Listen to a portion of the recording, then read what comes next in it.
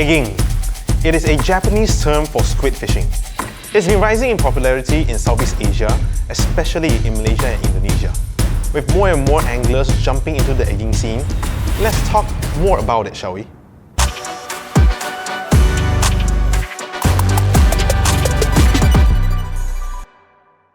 There are basically two types of egging, shore and boat egging.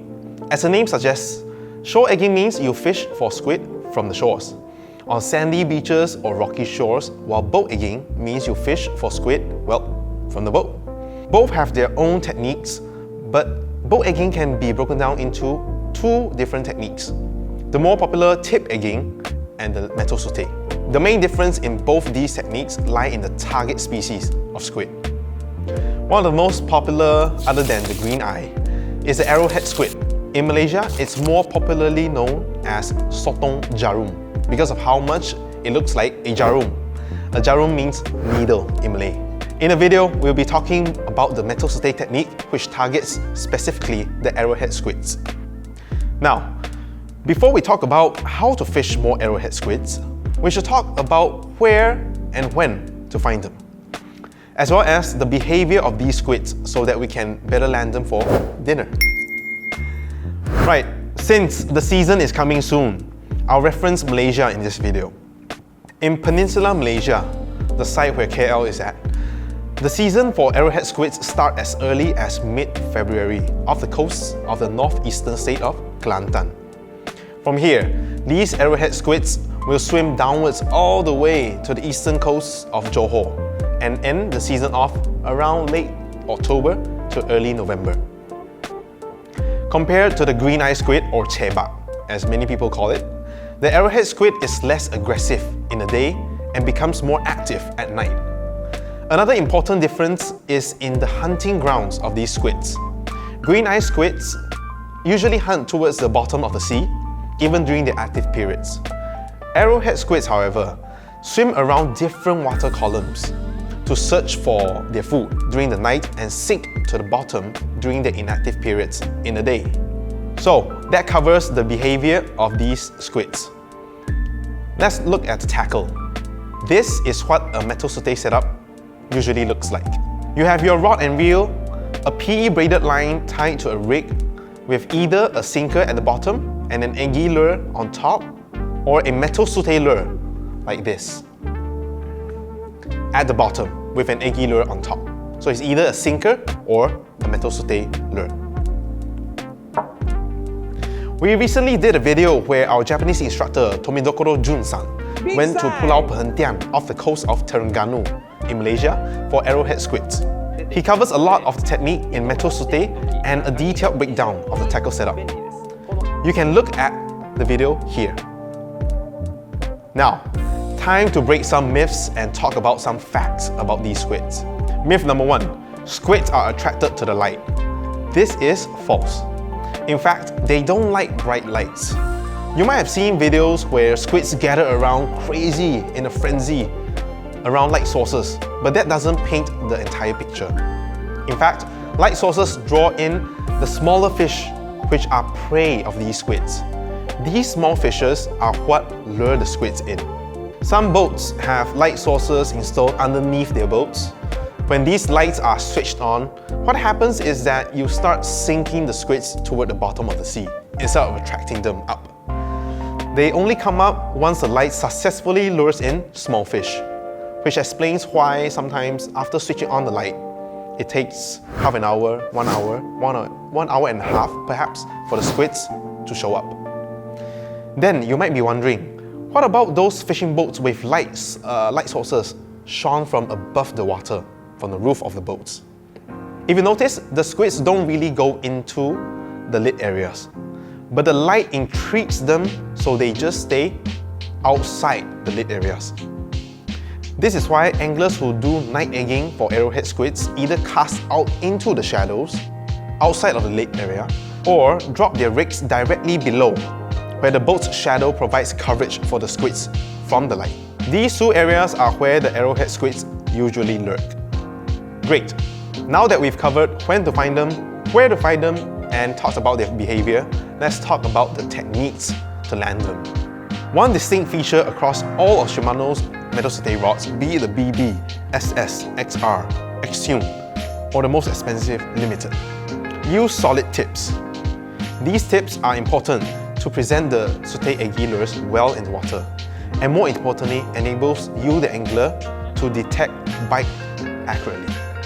The tubular tips of jigging rods are too stiff, and while a longer rod might still be able to present Eging action well, the bite detection will be way off.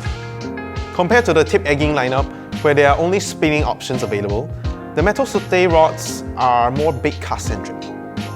And you don't just use any baitcasters for Metal Sutte egging. You use baitcasters with counters, such as this, aka the Barchetta. There's a reason for this.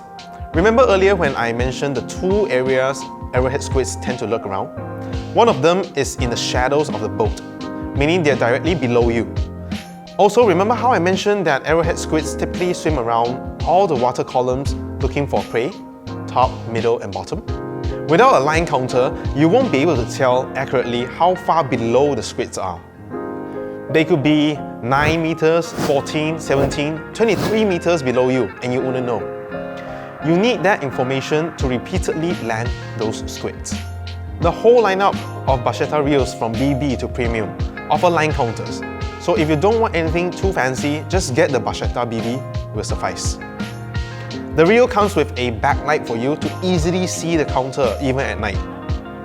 Spinning models are equally as important because they help you search for arrowheads in the other area, the zone outside the lit area, not below you.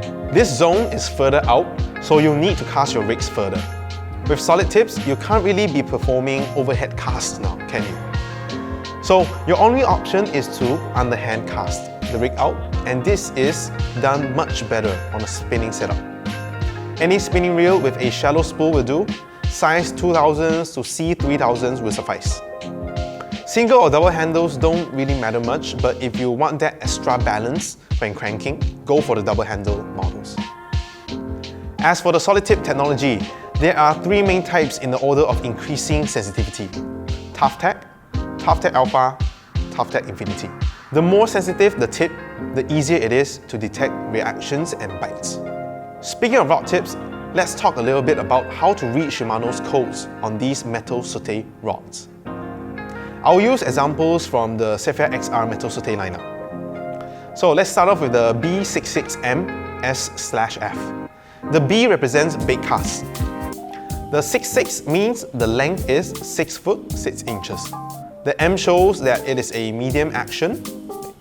S is for the solid tip, and F means it has a fast taper on the blanks. Now, this one is a bit special. You can probably tell that the S68UKGS is a 6 foot 8 inch rod.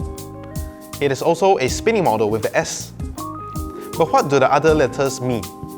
Simply put, the UKGS is what Shimano calls the Uki glass solid. UK for Uki, GS for glass solid. There is a specific requirement for when a glass solid tip is used instead of a carbon solid tip. It is when the sinker becomes too heavy for anglers to make any meaningful bite detections. In situations like this, the Uki glass solid works wonders because of how much more flexible glass solids are. When I bend the rods vertically downward like this, see how the glass solid tip bends more than the carbon solid tip? Also, do you notice the color on the glass solid tip? It looks like a float, right? That's exactly what Uki means in Japanese, a float. This gives better visuals for the angler to know if there are any bites underwater. By using the UKGS instead of the usual carbon solid tip, anglers can now use heavier sinkers without compromising on bite detection. I think I've covered enough about why solid tips are important in Metal Sutte. But what are the bite detections good for if you can't even land those arrowheads? Across all Metal Sutte rods, you have the High Power X technology for handling twisting loads on the rod. One tier above, the Sephia BB Metal Sutte is the Sephia SS Metal Sutte. And these rods feature the Spiral X construction technology with the High Power X, providing even better strength against twisting and crushing loads. Now, moving on, the Sephia XR, Xtune and Limited models on the Metal Sutte All feature the double X structure, meaning they use Spiral X core and High Power X.